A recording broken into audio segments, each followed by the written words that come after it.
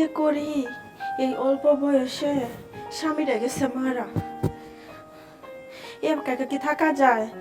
যে কষ্ট হইতেছে আমার, আর কারেন্টও চলে গেছে, প্রচন্ড গরম লাগতেছে। কি যে করি, আর ভালো লাগতেছে না।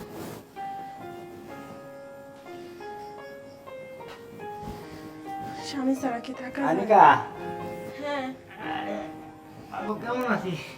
এই তো ভালো। আপনি কেমন আছেন মামা? ভালো আছি, ভালো আছি। তা তোর দিনকাল কেমন যাচ্ছে? আরে মামা, দিনকাল আর কেমন যাবো, যাচ্ছে কোন রকম মোটামুটি। ও, আর তোর কয়বারে করলাম যে তোর জামাইরা মারা গেছে, তাও তুই সিঁদুর কপাল দিয়ে মুছিস না। সিঁদুরটা মুছে ফেলালি আর একটা ছেলের সাথে করে বিয়ে দিয়ে দিতে পারতাম। দূর মামা, কি যে আপনি কন্যা, সিঁদুর আমি মুছতে পারবো না। আমি আমার জামাইকে অনেক ভালোবাসতাম, ও আমার অনেক ভালোবাসে, যা তোর ভালোবাসা দিছে আমি এটা বলতে পারবো না। আর ওর দেওয়া সিঁদুর আমি মুছতে পারবো না। ও আচ্ছা, তুই সিঁদুর মুছতে পারবি, বেশ ভালো কথা। এই তোর অল্প বয়সে যৌবন কাল, একটা বাচ্চা কাচ্চা হয় নাই, তোর জামাই মারা গেছে, তা তুই থাকবি কি করে তাই কর? কি করবো, এইভাবে তো থাকতে হবে। কারণ জানেন মামা, রোজই ও আমার স্বপ্নে আসে, আসে এসে সিঁদুর পরায় দেয় রোজ রোজ। তাই আমি এই সিঁদুর আর কোনোদিনই মুছবো না। ও তাহলে রোজ আসে তো সিঁদুর পরায় দেয় মাথায়, হ্যাঁ? এই স্বপ্নে? হ, হ্যাঁ হ্যাঁ, কিছু নেই, এটা কোনদিন হয় নাই। হয় তো মামা, রোজই আসো। ও রোজই আসে। তার চাইতে আমি কইছি কি যে মাগো, তুই একটা বিয়ে কর, বিয়ে করে ঘর সংসার কর, একটা পোলা পান নিয়ে বেশ সুখে শান্তিতে থাকতে পারবি। দূর মামা, আমি পারবো না। কেন? এই করলে তোর অসুবিধা কি?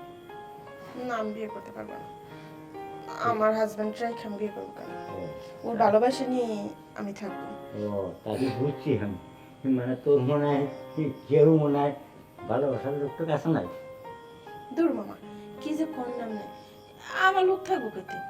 আপনি তো ভালো করেই জানেন। আমি তোর মামা, আমার আর কি একটু ভালো করে কো, তোর যদি থাকে তা কো, আমি দিয়ে দিবি। না মামা, কেউ নাই।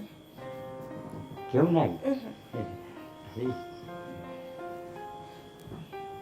একটা কথা কই তোরে। কোন মামা? এই, বলছিলাম কি যে তোর একটা ছেলে দিয়ে বিয়ে দিই, আমি একটা ছেলে পছন্দ করছি। দিবেন বিয়ে? হ্যাঁ। আপনি যদি সিদ্ধান্ত নেন, এটা তো আমি না বলতে পারতেছি না। আপনি যেটা ভালো মনে করবেন এটাই করবেন। ও আচ্ছা, এই কথা হলো কি যে বিয়ে তো তোরে দেবো, এখন একটা পরীক্ষা নিতে হবে তোর।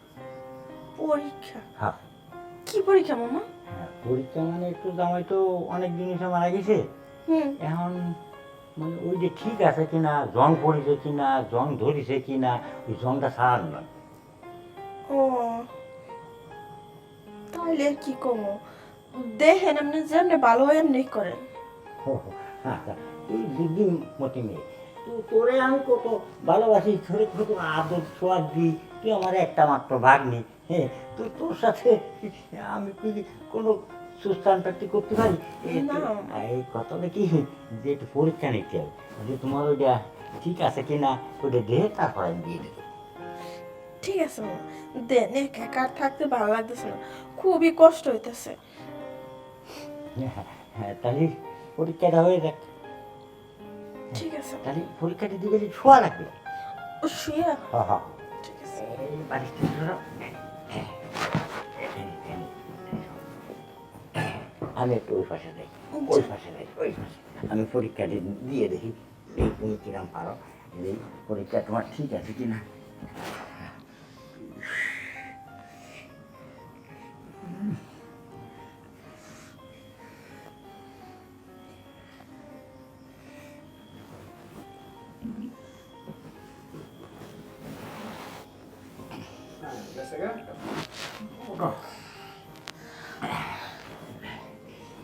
সব ঠিক আছে।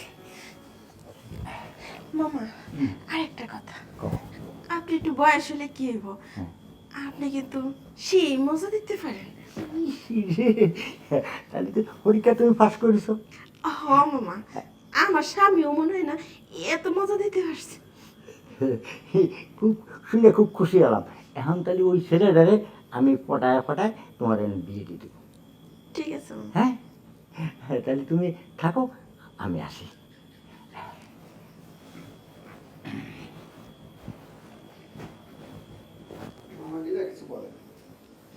হায় হায়, মামার এত কাছে তুই আমি এতদিন এত কষ্ট করতেছি, যা সুখ মামাই আমারে দিচ্ছে, হায় রে আনন্দ, এত তৃপ্তি আমি কোনোদিনও পাই নাই। যাই ফ্রেশ হয়ে নিই।